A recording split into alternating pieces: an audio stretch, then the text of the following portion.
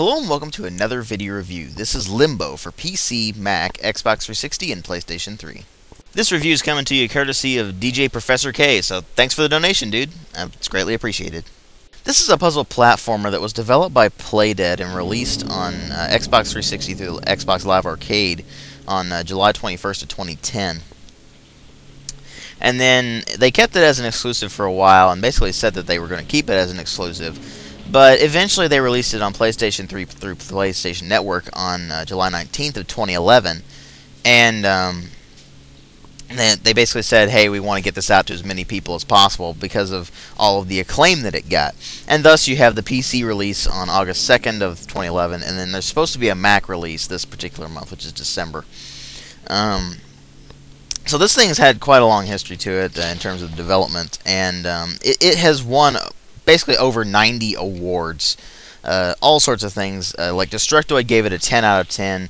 Escapist and Joystick gave it 5 out of 5. It's pretty crazy, the amount of praise that has gone behind this game. So the question becomes, is it really as good as people seem to think it is, or is there just something that the critics think that the rest of us can't figure out, or what? Well, the visual design is certainly very interesting. The game is entirely in black and white, which is really unusual, especially for a platform game, which are usually really bright and colorful. And they make it very clear to you that this is not a happy game. It is really grim throughout the entire thing.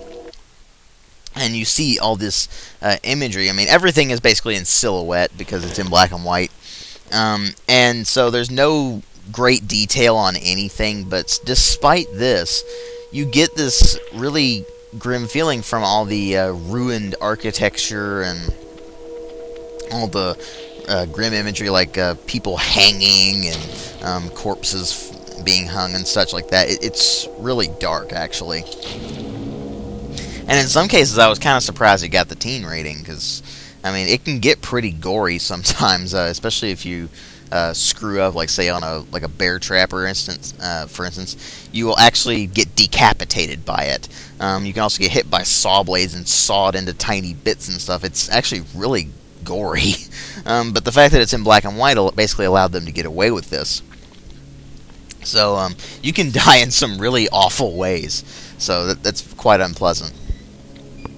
But the visual atmosphere is actually really nice. I really liked it. That said, I really can't say much in terms of did I actually like the quality of the graphics. The quality of the graphics themselves is not really anything worth saying. I mean, it is in black and white. They really didn't put a lot of massive detail into things in that particular regard. Although they did put a surprising amount, it's still just really hard to make out any details in anything, so you can't really say much about that. As for the sound design, it's almost entirely atmospheric sound effects, and that's kind of it, really. There's a little bit of music here and there, but it's really not that much, and it's this very minimalistic tone to it, which actually works very well. Because, like I said, this game is really grim, so the sound design goes along with that. The music is just kind of this dull tone, I guess is the way you could say it, for the most part. And it almost reminds me of the Ravenholm music in Half-Life 2, but not quite as complex. It's basically one or two tones the entire time. So, while the music works really well, by itself it's actually not that good. The sound effects, though, are really good. Really high quality. They really pop out. And it really does do a great job for the atmosphere. But then we come to the story and the gameplay, and this is where things get really, really odd. I don't just mean because the game was meant to be odd. That's just a given. What I mean is that I had really mixed views on this game. More so than most games that I've ever played. It's weird because the story itself is very simple. You're a boy who goes to Limbo in search of his missing sister. That's it. That's your entire storyline. But the problem with that is that unless somebody told you what it was, or you read the store page, you'd have absolutely no idea what this game is about. You'd just be running around in this black and white landscape having absolutely no clue what was going on. Because the game tells you nothing. There is no story sequence in game. There is no like narration whatsoever. There's no dialogue. Nothing. Nothing tells you what is going on in this game. You're basically just supposed to figure it out through playing it, and it does a really, really awful job of doing that. The gameplay is not conducive to storytelling whatsoever. It's basically just a bunch of puzzles, and that's kind of it. So the entire game, you're sitting there, and it's not really telling a story. It's just you're kind of moving along and doing all these puzzles, and there's happens to be stuff happening around you, but that's kind of it. And so I can't say the story's good, because it isn't. It ends extremely abruptly and leaves it wide open to interpretation, which is one of the problems there, because there's no resolution to the story whatsoever. You're just kind of like, well, now what? Okay, whatever. And since it is a really short game at around 2-3 hours maybe, depending on, of course, how slow you are and all that, that doesn't really add to a lot of replay value, because once you know how to solve all the puzzles, it's not that big of a deal. I mean, you just go breeze through them, no problem. Except for one problem. This game consists almost entirely of timing-based puzzles, which means the solution to them is usually extremely obvious. Except, of course, you can't really time it right all the time.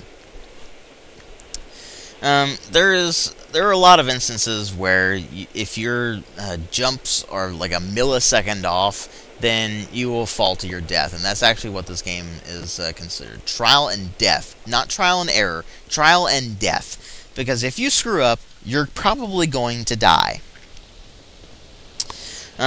Like, say you screw up while the giant spider's chasing you. Guess what? Impaled.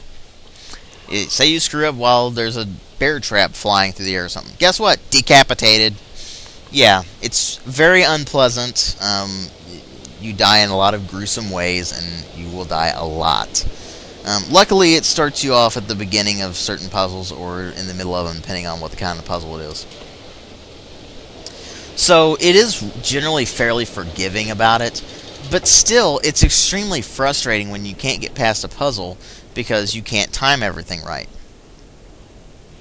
And that's just a pretty big problem for me. It's not very good game design, to be honest with you. Even for a timing-based puzzle platformer, it's really not great design. And none of the puzzles are particularly clever, so that doesn't really help it either. But throughout the course of the game, I was just being more frustrated than anything else. I didn't really enjoy it, but I got the feeling I wasn't meant to enjoy it. I get the feeling it's meant to be more appreciated than for some... Like, say, for most games, you just play them to enjoy them, to have fun. Whereas Limbo, you don't. It's not meant to be fun, per se. It is meant to be thought-provoking. It's meant to be this artistic venture. And that's one of the problems I have with it. While I can appreciate it for that, it kind of in turn means that it's not a good game. In fact, if I'm just going to rate this on being a game alone, I'd have to give it a really, really low score. Because aesthetics don't make up for the gameplay being very tedious in a lot of cases if it's a really easy jumping puzzle or something like that. And in a lot of cases, really just frustrating. And since the storytelling in-game is really awful, yeah, it wouldn't be pretty. But, since I have to take into the account that this is kind of a, I guess you could say it's a German expressionist work. If you don't know what I'm talking about, then go watch Metropolis. It's been often compared to that kind of thing. And that's kind of what it feels like. It feels like it's more of an artistic venture than a game. And while that is interesting and different, it means that it's not a very good game per se, because they basically focus more on the artisticness of it than actually making it a game worth playing. But I do think you should check it out. Check out the demo. I mean, the demo's free, you can just play it. The full game is $10, so it's pretty disproportionate for like a 2 or 3 hour game with basically no replay value. And another thing I noticed, which was kind of stupid, was you had to actually pick up achievements in-game when you got them, instead of actually just getting them automatically, which was kind of stupid. But there's like no replay value to this game whatsoever, and as a game, it's not very good. But it's interesting to look at. It's unusual, and it's nice to have this kind of breath of fresh air.